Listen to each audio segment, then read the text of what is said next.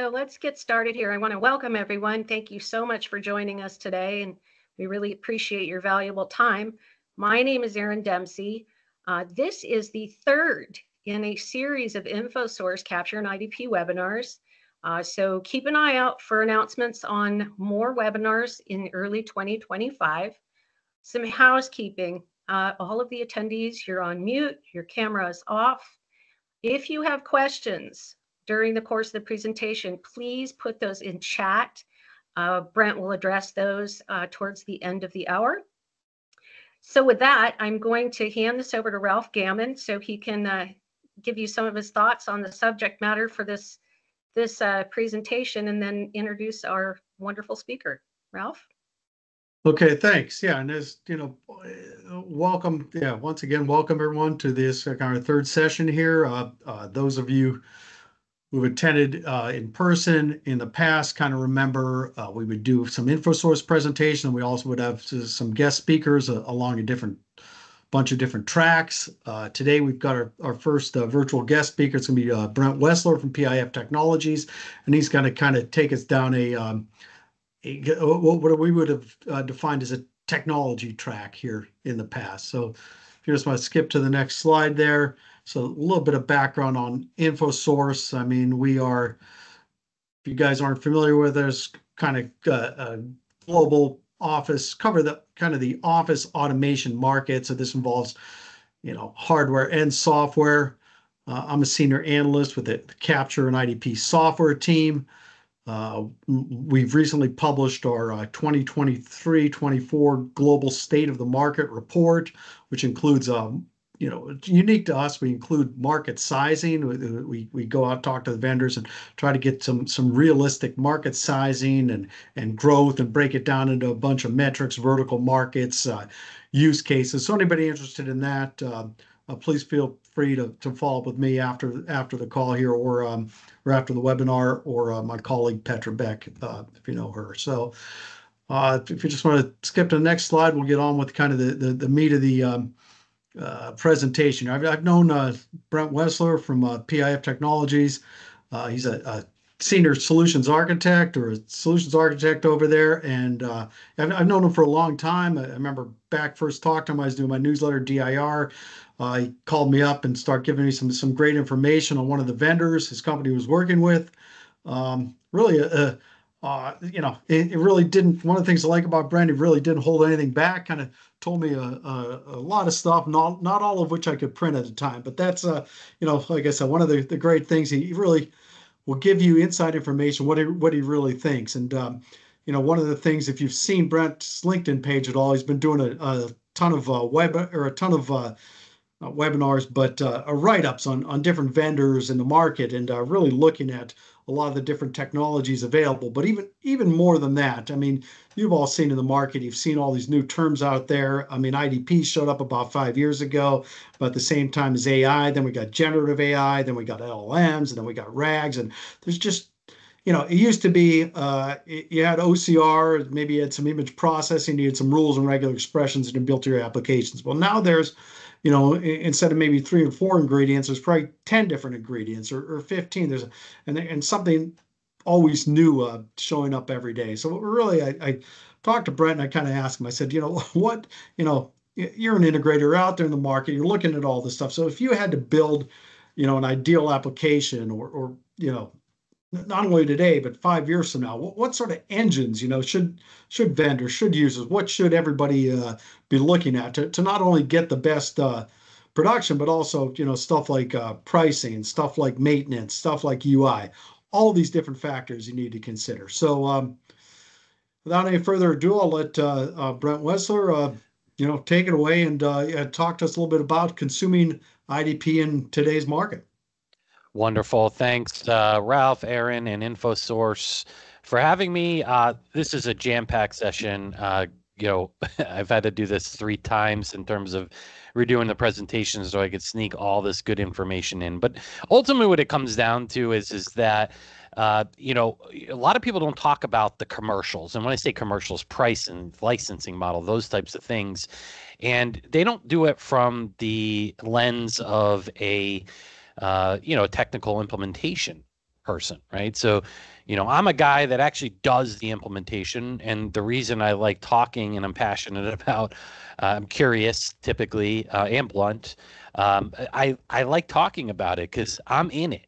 And so what I wanted to do today is kind of, and we talk about consumption, like there's all these AI. Well, actually, how does a technical consultant actually consume that AI, and at what cost? And which ones are the best ones to use, right? So I wanted to share a couple of use cases. I hope to get to that today. But when we look and measure here at PIF, consumption of IDP, what are those ingredients? Obviously, functionality is important, right?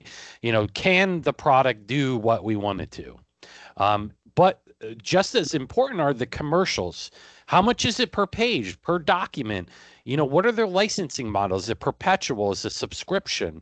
Do they allow you to host it yourself?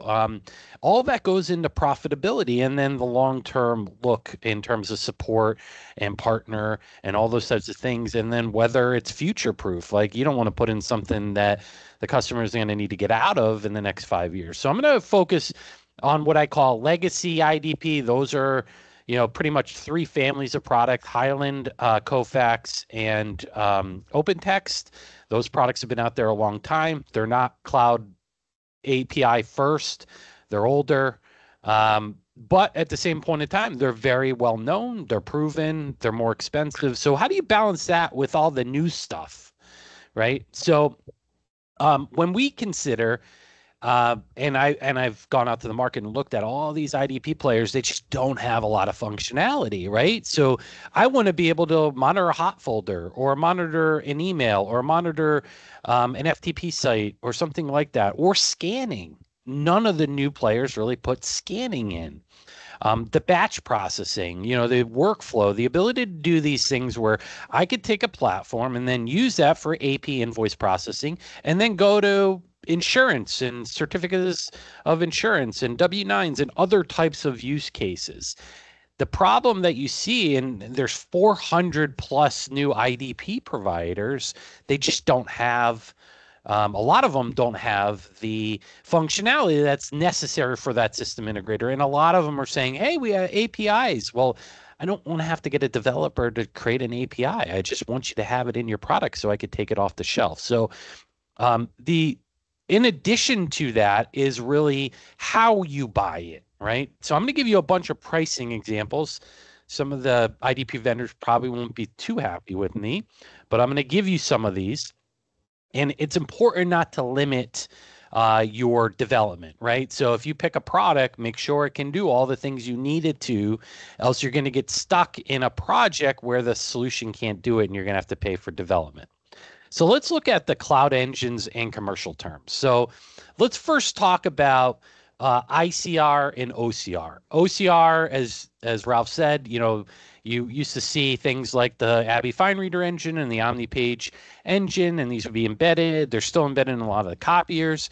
And a lot of the other kind of legacy players or players that want to build their own language models and data models, they're going to use the OCR engines from Azure, Google, AWS, or they're going to use Tesseract or some open source. So what I wanted to show here is the difference between IOCR, which is intelligent OCR, which is the concept of that neural learning, right? It's just not taking text off of a page and giving you a JSON file with all that text, right? It's actually learning and doing those things. So the important thing to know is that not all of these OCR engines are good. And it was hard for me to find a benchmark, but Planet AI did that with the Happy Smile GitHub project.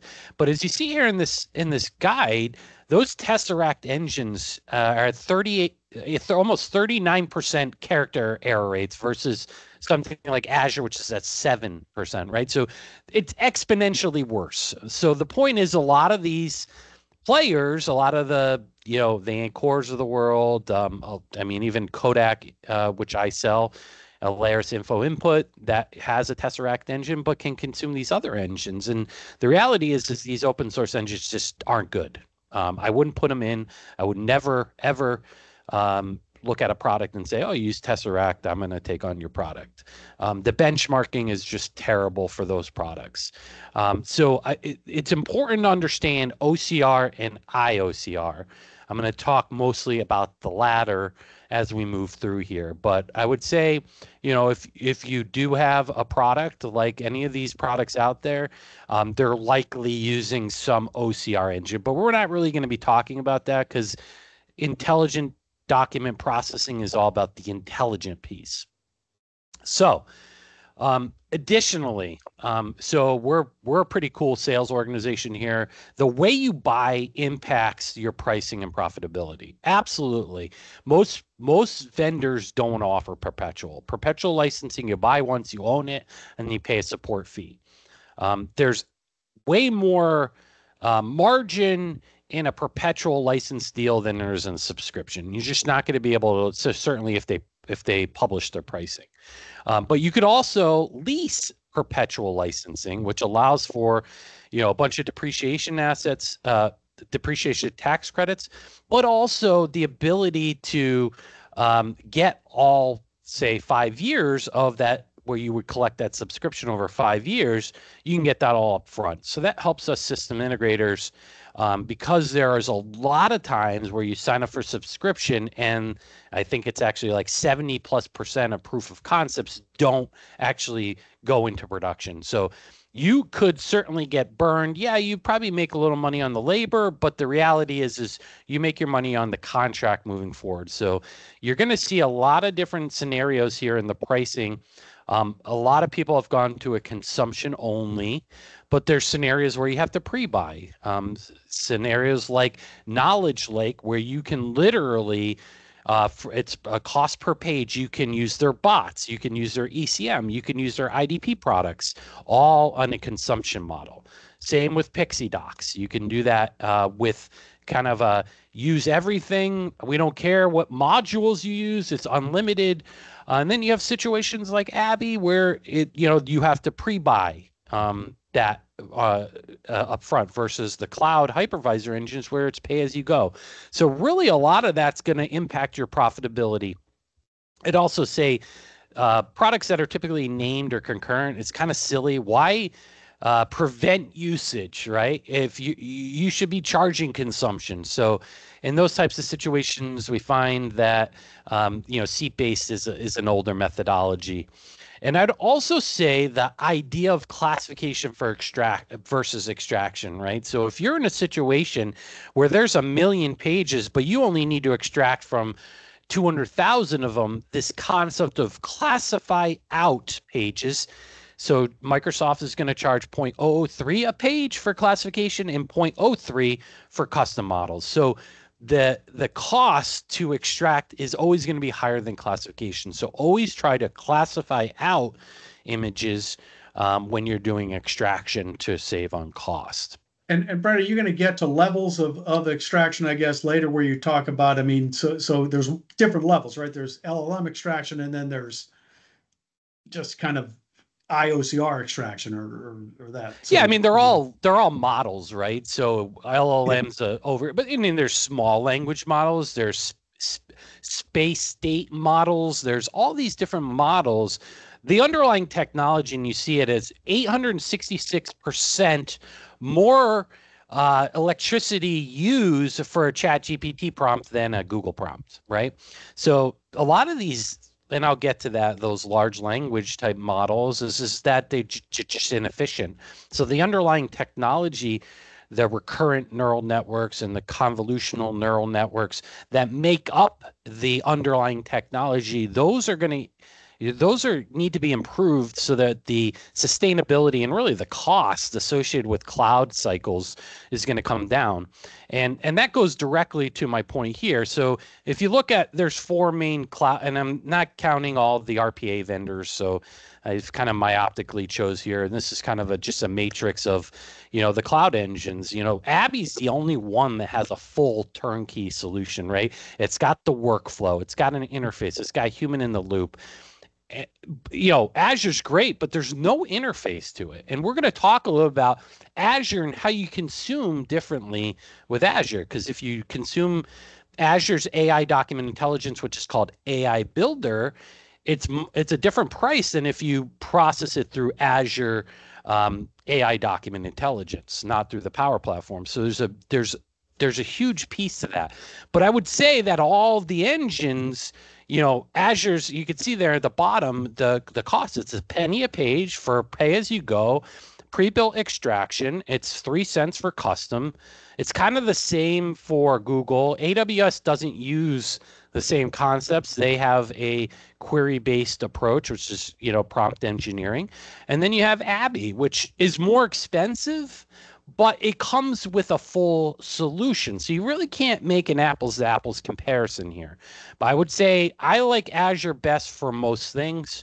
AWS works best when it's key value pairs, when there's low res, high density type text, where there's things where there's pagination, it does a better job there, but it's a lot harder to work with and set up than the others. And I would just say Google, I try to like Google. I just don't. And you could see here in the check marks and the features and the different types of things that come in these engines, like compose models. Azure supports that. That's the ability to have multiple models and merge them into a single model. Nobody else really has that.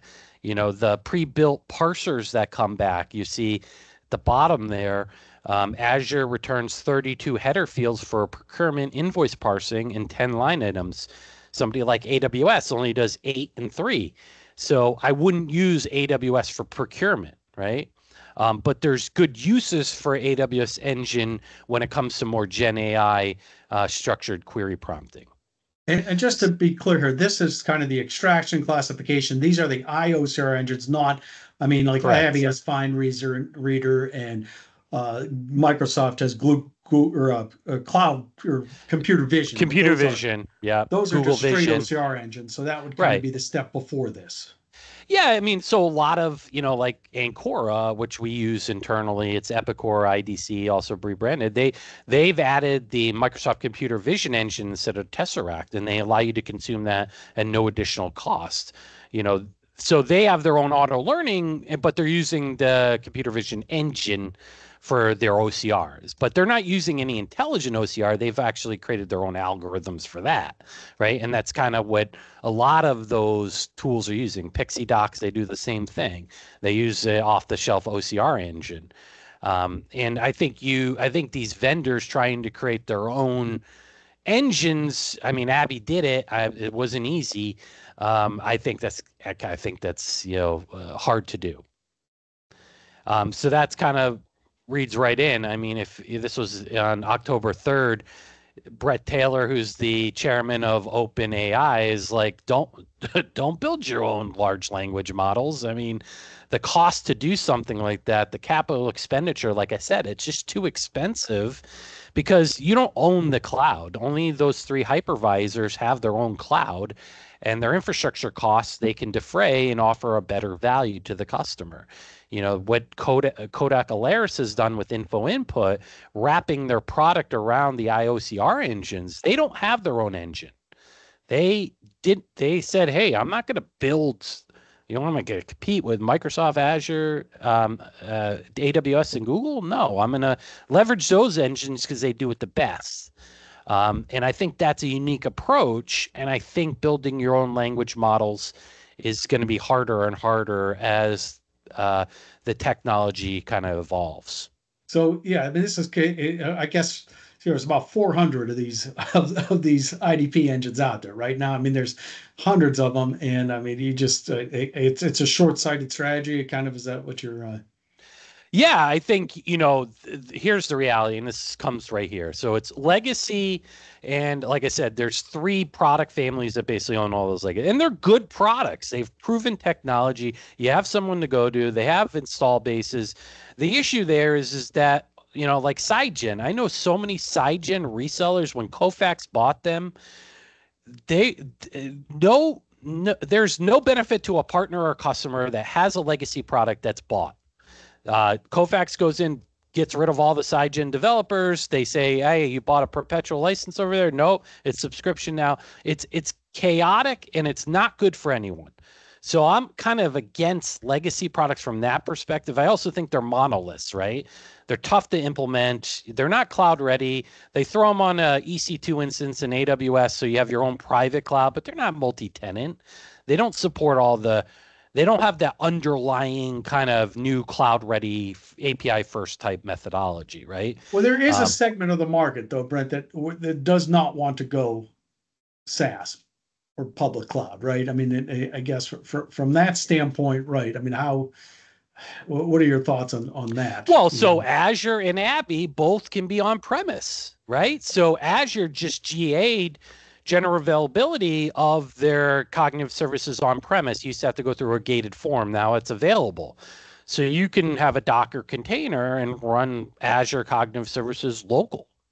So, picking Azure, and this all goes into that formula. You got to know that Azure does that, and Google and AWS don't. So if you're in a medical environment, you need that because of HIPAA. Now, again, I mean, if you're in the Azure cloud anyway with most of your data, what's the difference? Yes, if you use a pre-built parser, that data goes in. It is aggregated together.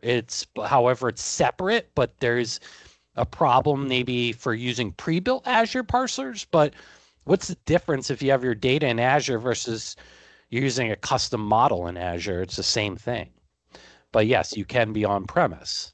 But to your point, UiPath also can be on premise.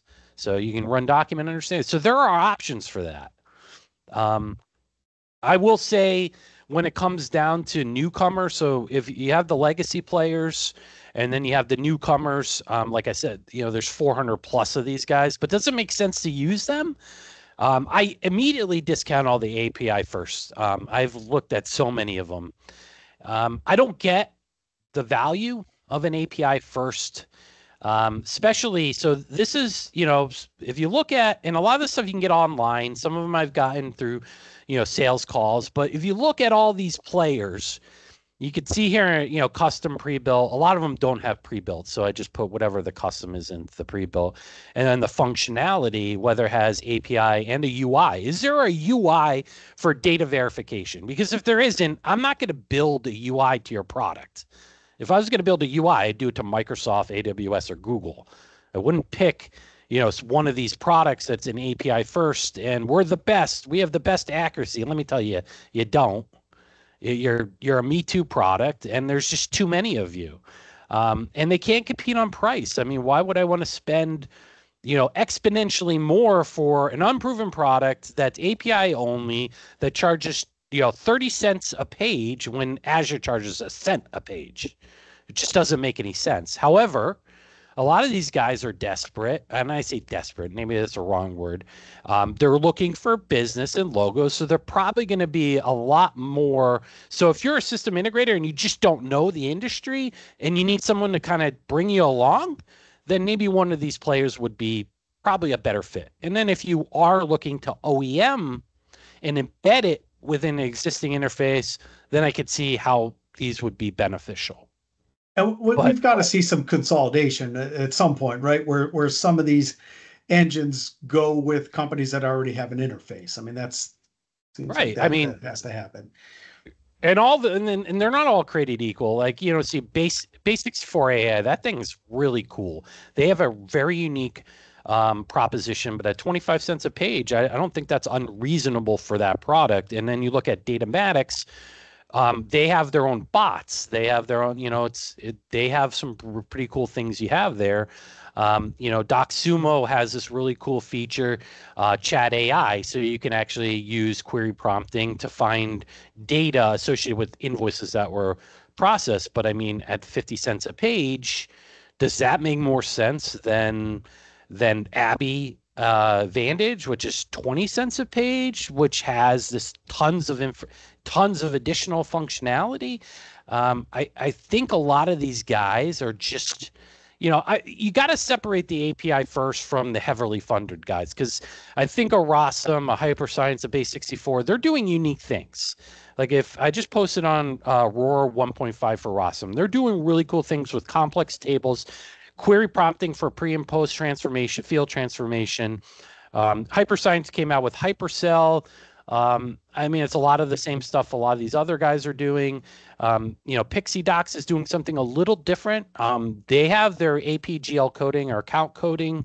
There's a model for that. There's a model for the invoices. There's a model for every aspect of their products, which allows it to learn way better. Again, the downside to these smaller startups is that support and ongoing. Are they going to be a company in 5 years? Do they have the support if something happens in a mission critical application? Can they support me? Right. But Brent, something like Rossum's doing some work, some stuff on complex tables that maybe Microsoft or Amazon AWS can't do at this point. 100%. I had a situation with a steel vendor invoice, and it just didn't line up. Microsoft did a terrible job. Now, I had Pixie Docs, Datamatics, and Rossum. I processed those in it, and all three of them did a much better job than Microsoft, right? So yes, depending on the complexity, Microsoft, I kind of go there. That's my default.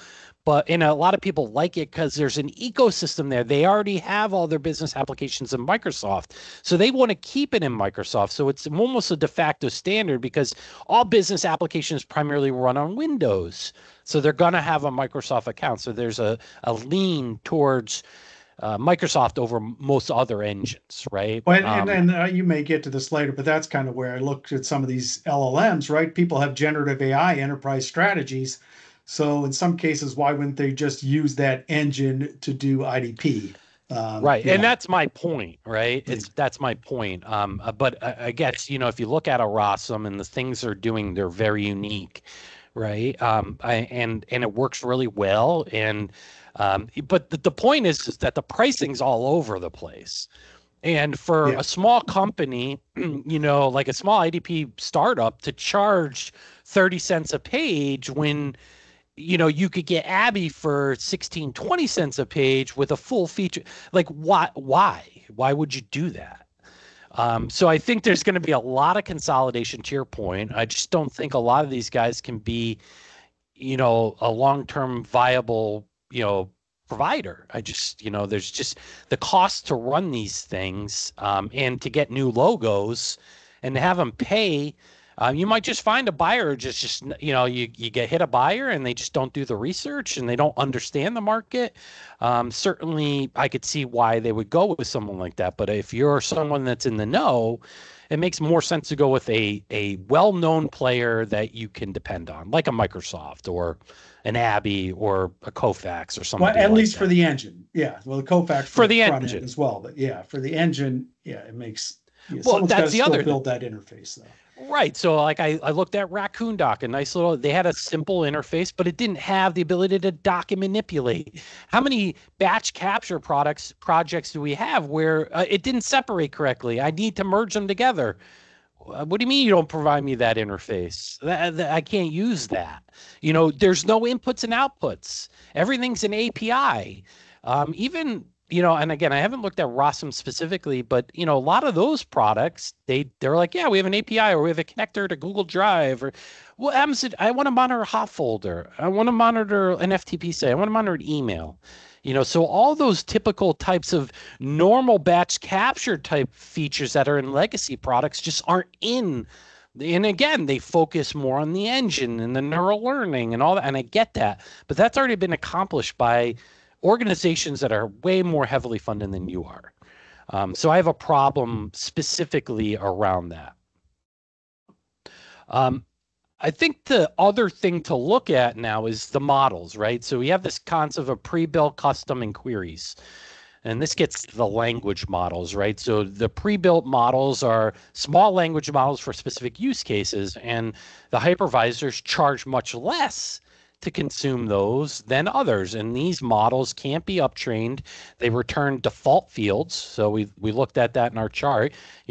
36 invoice field header fields and footer fields are extracted, and 10 line item fields are available. You can't say, hey, I wanted to extract that value. While in Azure, you can you can do key value pairs along with the pre-built fields that get returned, but you can't uptrain those models. And that's a downside where you have custom definitions or things like that that require different type of extraction based on who they are as a vendor. So that's where you wrap an Abby around, where you have human in the loop, or you have an Ancora or something like that, where you have an interface where you say, no, Azure, you made the wrong choice. The purchase order's here, not there. And by doing so, it updates the model, right? Kodak, and again, I sell Kodak, and they have a great tool, and it allows you to consume that. But the next piece is adding that human in the loop, so we can send back classification and extraction, triage type stuff that didn't learn correctly back to the model, versus having to manually upload to the model. I have to go into Azure, I have to add the sample, I have to retrain it. It's too much. Those types of solutions really don't work well. So pre-built is always going to be less expensive, a penny a page on average versus 3 cents a page in Azure and Google. Custom are the ones where you can actually build custom unstructured type recognition, and it uses neural model, which uses few shot, which is predictive learning, or zero shot, where, and I've noticed this, we have a huge mortgage firm that's using the Azure, and we get these weird Bailey letters which have appendixes with tables. The tables aren't always the same, but the Bailey letters are primarily, and Azure does an amazing job with few shot predictive learning. So I don't always have to put every single appendix in because tables look different. It could kind of figure it out, and which is kind of amazing. So that few shot capability of historical predictive extraction is in most of these engines. And the difficulty there is sometimes you have pagination. So when you have things like invoices that roll to the next page, custom in Azure doesn't support that. Custom in Google doesn't support that. So you have to use one of those pre-built. But again, custom are more expensive. And then how do you actually give access to these models, right? You have this concept of, hey, you have a contractor or system integrator working on this custom model. I want to keep it in my Azure. How do I give them access to train and work on those models? And Azure has a great sharing tool capability to allow you to have access. But again, you're inviting system integrators into your Azure environment. And so, that becomes difficult in terms of deploying future projects, excuse me. Queries is the concept of, it's a chat GPT approach, right? So AWS doesn't support custom models where you build, there's an interface and you add your documents, you say, I want to extract these 10 fields. Well, it doesn't work that way. You build adapters, right? So with AWS Textract, you build a query adapter where you can just initiate queries directly to a document set. So you would ask, what is the transaction date? And you're not having to say, oh, look for this key value pair or look for this keyword. You're asking questions. So Azure OpenAI is very similar, but it's more autonomous, right? And if you look at the pricing for that, and everybody's, oh my God, we're going to use all this generative AI in our transactional document process. But if you look at it, one word is 1.3 tokens. A token on input, so we're reading input data and then we're outputting data. So it's basically a penny and a half per output word. Okay, so if you want to output 1,000 words, that's 26 documents. It's not done per page like the others, right? So I think Azure OpenAI or OpenAI, and you saw in the first step, the ChatGPT engine doesn't, and again, it was a 4 engine. It doesn't do a really good job with extraction. The error rate's high. So I don't think OpenAI is really there as it relates to transactional processing, work orders, sales orders, invoices, and those types. It's just too expensive. And if you look at Textract, it's 7 cents a page if you want to do forms, tables, and queries. versus Azure or Google, which is, if you want to do is 3 cents, but it does take a little bit different approach.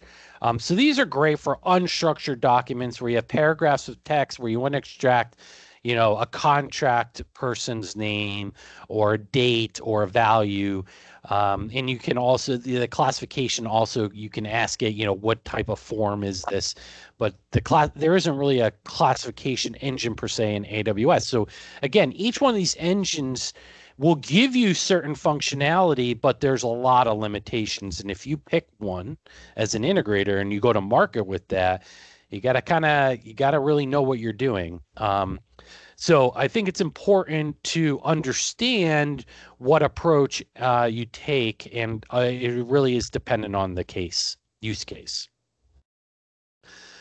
All right, so what I wanted to do, and so we have about 10 minutes, I wanted to run through some real world use cases and why we implemented certain technology and the customer, the challenge, the solution, and the why. So what I would want to say is we worked with a solar company. They were a Microsoft shop. They were struggling. They had a lot of documents, right? And they were holding those in SharePoint. And a lot of those documents were work orders and invoices and photos and all these different things. And, as we got into it as a Microsoft 365 Power Platform integrator, you have a couple of ways to consume IDP, right? So if you look at it, you could go right to Azure. Okay, so you go into Azure AI Document Intelligence. You can see the screenshot on the top there. You can create a new document intelligence, and it's very easy to do. You get an endpoint and you get an API key. Okay, well, if you do that, it's, again, pay as you go, a penny a page or 3 cents for custom. Now, for on-premise, it's the same pricing. So if you wanted to run the Azure engine on-premise in a Docker, it's the same pay-as-you-go pricing unless you need it to be disconnected where there is no internet access for license pinging. Then there's a disconnected price, which you have to pre-buy. But the reality is it's less expensive. Now, if you go to the Power Platform, this Azure Document Intelligence, while it doesn't have all the models, but if you wanted to consume the invoice processing model within Power Automate, you buy it through credits. Right, so it's $500 a month, and each page is 32 credits. So you get 1 million credits for $500 a month, and each page is 32. So it actually comes out to 0.016 cents a page. Well, it's only 0.06 more than the other. Well, if you're processing millions of documents, that will add up, right? So the way you consume the IDP, so I could make, and they're really not there yet, although Azure just said they're releasing a full interface, an IDP interface. And again, they're using the document base kit, which is in the Microsoft App Source, right? So if you go to their App Source, you can download these 2 screenshots at the top. And this is the base document kit. They're going to be improving it. And right now, it's only a PDF viewer. There's no document manipulation.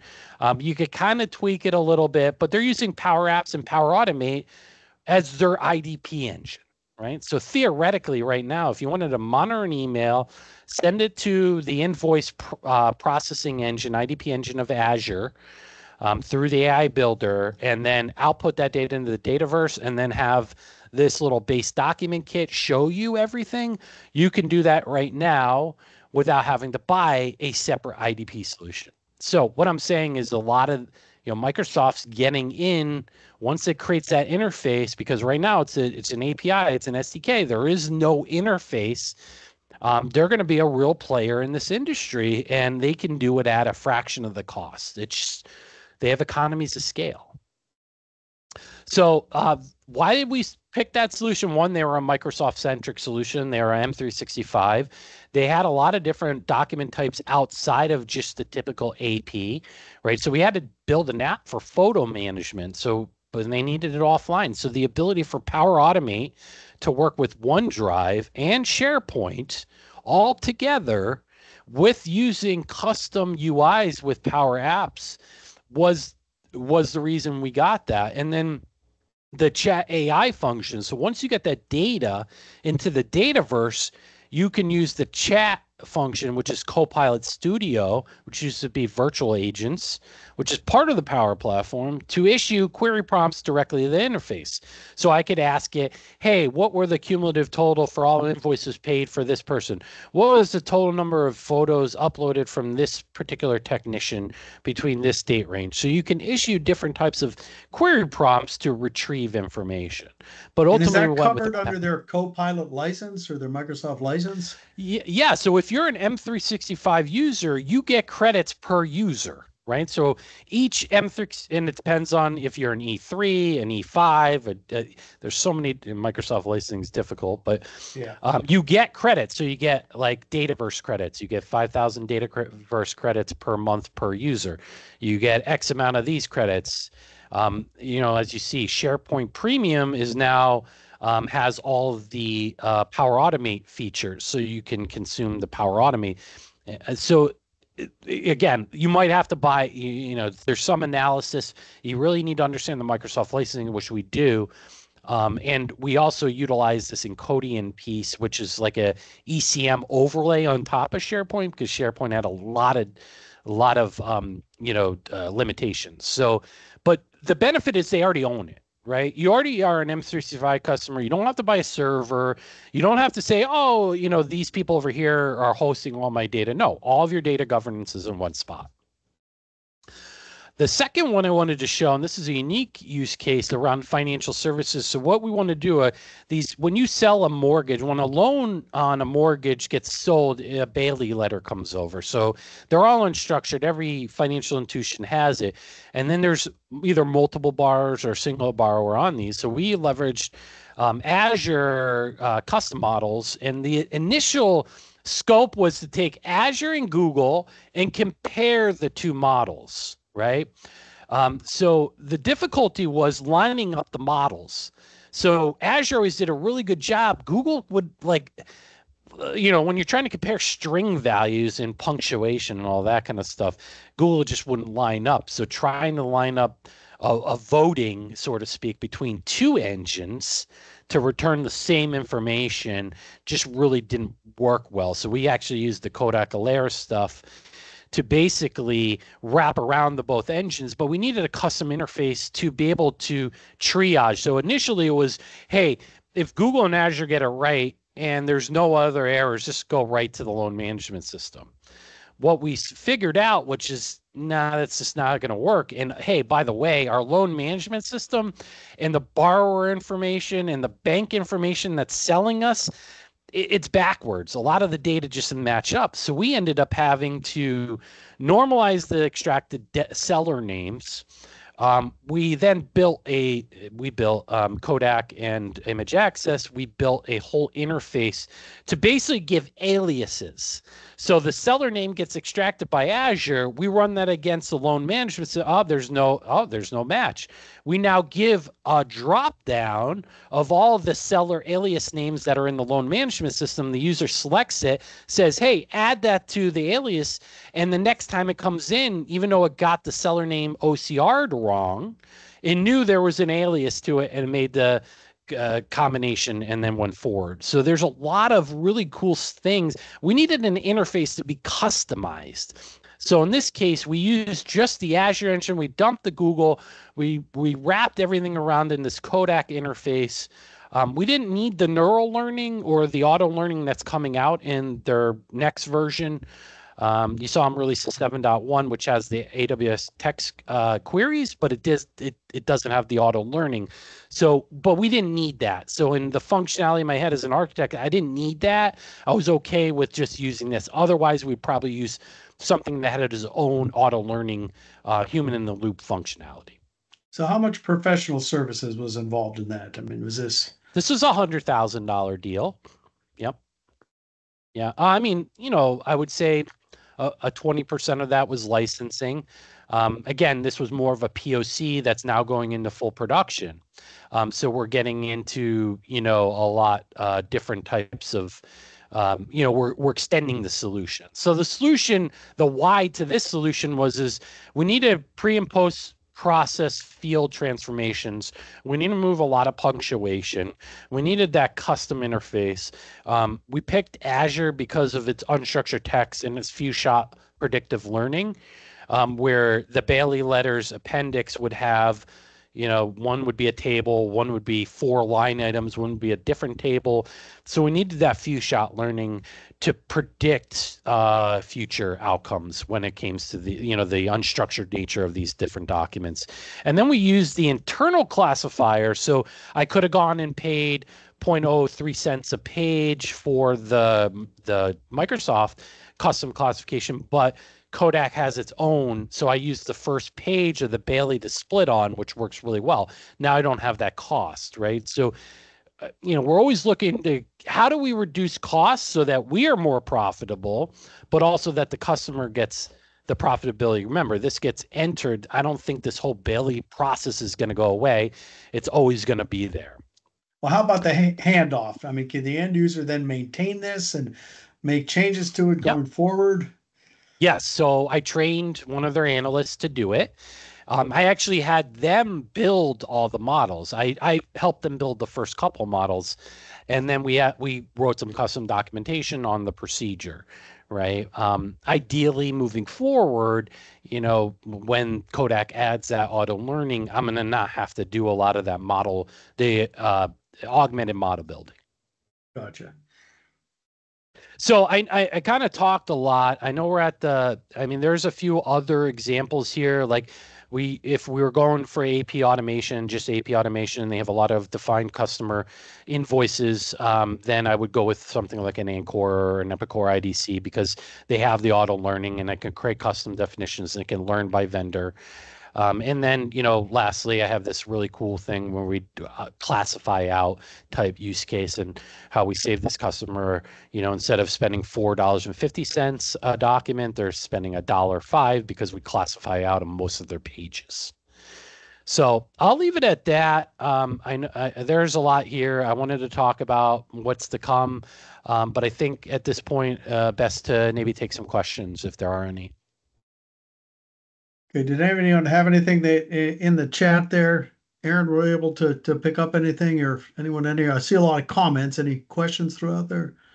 I haven't seen any questions yet, but a lot of very positive comments. It looks like some folks are going to be wanting copies of the slides, which I'm happy to oblige. I'll be sending a follow-up email with a link to the recording. So please just respond to that email or reach out to me directly, and I'll be happy to send you a PDF of the slides. So Brent, I'm going to throw a question out for you then. Okay. In terms of the future, right? That was kind of what I wanted to ask. So we've obviously seen, improvements, what you're doing 20 years ago versus what you're doing now. I mean, it's practically night and day. And a lot of that has happened within the last 5 or 10 years, so if you had to look at the next 5 years and say, okay, what this, here's going to be the most 2 or 3 significant things you're really seeing coming down the pike. Is that anything you can address? Yeah, so I threw the slide back up. So I'll just say the underlying methodology that's used for these large language models. If you look at Abby and Microsoft, they're using Recurrent and Convolutional, which is CNN and RNN, underlying kind of architecture, right? In these neural networks, right? So the difficulty is the methodology that we're using, the RNN, they're just not efficient, right? And so that's what costs. That's why Chat GPT or OpenAI doesn't make any money. They're shredding billions of dollars because the infrastructure to support that application is exponentially more than what they can actually.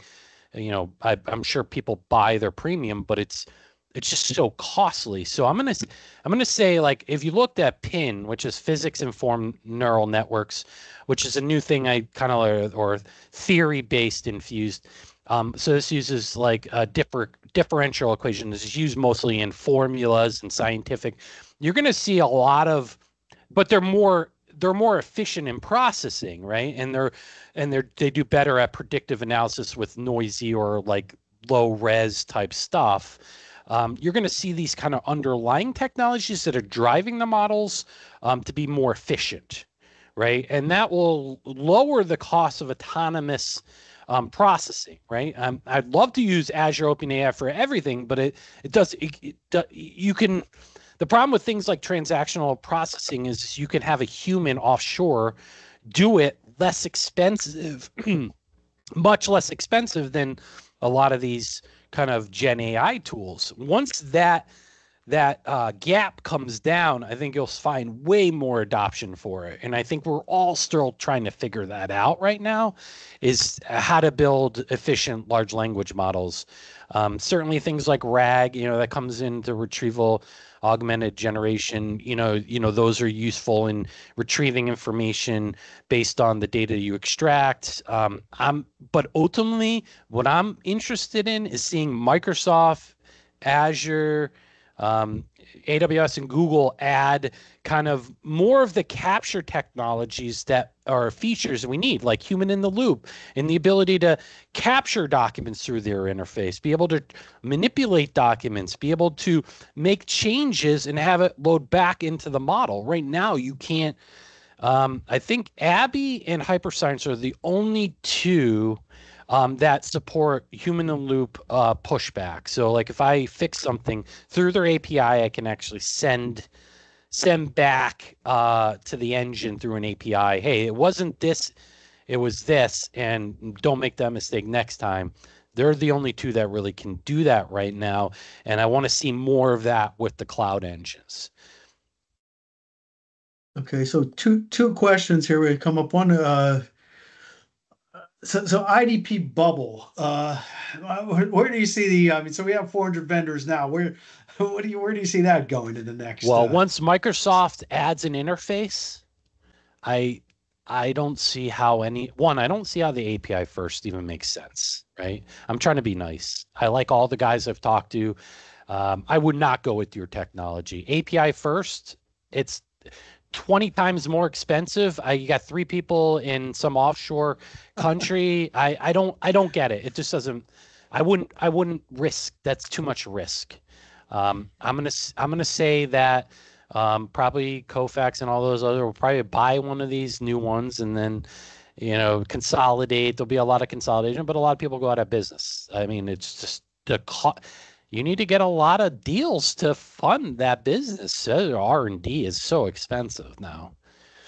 So I guess the next question we have then is, I mean, so if we don't know who's going to, I mean, if the engine race is down to, the hyperscalers at some point, maybe some niche vendors if you can run stuff on-prem. But I mean, if you're looking for a vendor, what are you looking for? Someone that can manage workflows and interfaces and all that type of stuff. I mean, there isn't one product that does everything that I would need it to do. I haven't seen it. And maybe the product is something like a Kofax Total Agility, but the thing is so expensive.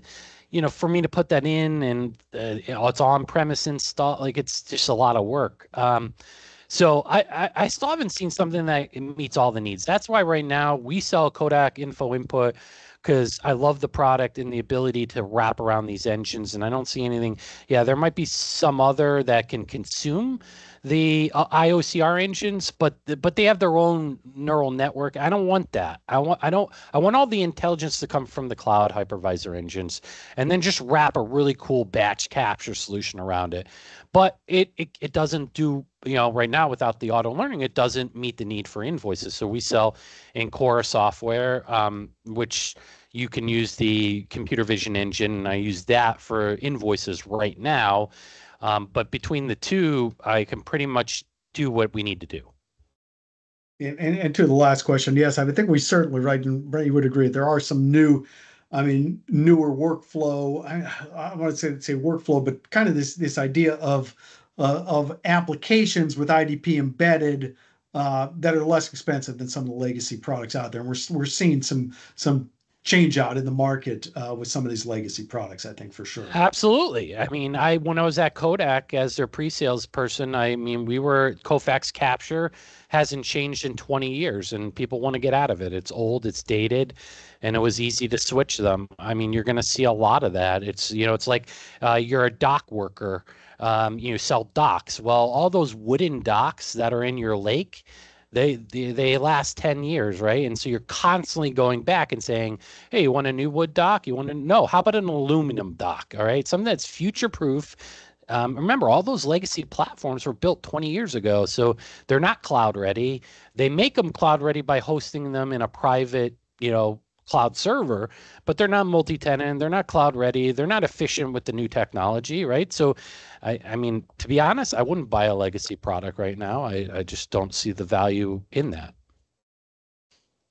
And I guess we did have a comment here about yeah, I mean, you got to choose an application that fits your needs. But I guess, I mean, one of the challenges, of course, right, is the varying needs of. It sounds like every customer you have, and no one has the same two Right. needs. That's You why got it to needs find to be something use that's case. configurable. Right. Yeah. And that's why we position today as use case, right? I mean, if you have 1,000 documents a year, I'm not going to give you the same solution that if it's a 10 million documents a year, right? I mean, then pricing comes in and volume pricing comes in and the flexibility of the vendor to work with you. That's the other side is Microsoft. Try to find somebody from Microsoft. Yeah, they have a great product, but the benefit of an ISV product like Abby is you can call Abby up and say, hey, I need this. Try to do that with Microsoft. You're not. You're going to have to find an integrator or something like that. So there's still benefit to that ISV because they can handhold you through the process, right? You have to be smart and really know your stuff to work with a hypervisor engine because there's no one to rely on. Right. Or unless it's the ISV. The ISV works with the engine and they know your market and they know your application. That's kind of That's the that best of both ideally is the worlds. best of both worlds. And I guess Yes. just one last question I was going to throw out to you, this whole concept of agents when it comes to IDP. I mean, people are starting to look at leveraging intelligence into workflows. That kind of seems to be one of the next things, Salesforce. on the Yeah. horizon. So I just feel like that's, we've talked a lot about capture and kind of the classification and extraction part.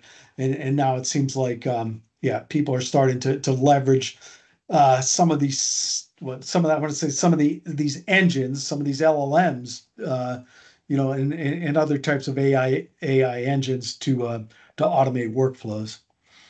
Yeah. So what I would say is look at Salesforce, right? So they're deploying agents, but the point of IDP is to take unstructured metadata and structure it and normalize it so that it can be used in business processes. That's the real value. It's the data entry. It's the extraction so we can compare to a data source and make a downstream decision, right? So more and more IDP means more data available immediately where you can make downstream decisions more effectively. And that might, Salesforce, how are their AI bots going to be able to, they're looking at the CRM data. Well, how about data that's on documents? You need IDP to feed that data into a database so the bots can actually do their work and make informed decisions, right? So IDP is a really key part to AI agents and bots downstream.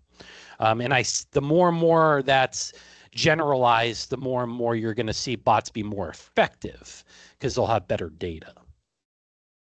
All right, Brent, thank you so much. And hope everyone was able to get something out of this. And there's our contact information, and then wants to follow up, please feel free to reach out. Aaron, did you have any closing words? Well, I had to step away for a quick second, so I wanted to find out if you were able to address Bob's question, which was right ahead of Dave Gerber's comment. Yes, Bob. Yep. We think we covered the processes, the exceptions, workflows. I tried to lead into that. Okay. I tried to rephrase that as we were talking. I tried to do some prompt engineering on it, I guess. Yeah, I would just say, total agility. Yeah, I mean, Kofax Total Agility is a beast of a product, right? It's really, really good. I don't know that but you look at Base 64, they have over 400, I think, connectors in a workflow designer, which it's really cool. I mean, so you could do stuff like that, I think, with something like a Base 64 or maybe even a ROSM. They do have the workflow automation piece there, but I think those are And Abby too. I mean, look at Abby Skill Designer and Abby Vantage, just really robust. So I'd say those three products are good competitors. You might want to mention TCG too, as long as since Bob's asking the question, but they've got a great workflow. Okay, designer I'm as well. sorry, So. I don't know that. Yeah, TCG. TCG Okay. process. Yeah, if you get it. So anyhow, I just thought I'd. TCG, yes, them too. Well, thanks for having me on, Ralph. I love talking about this stuff and giving us a forum to do so.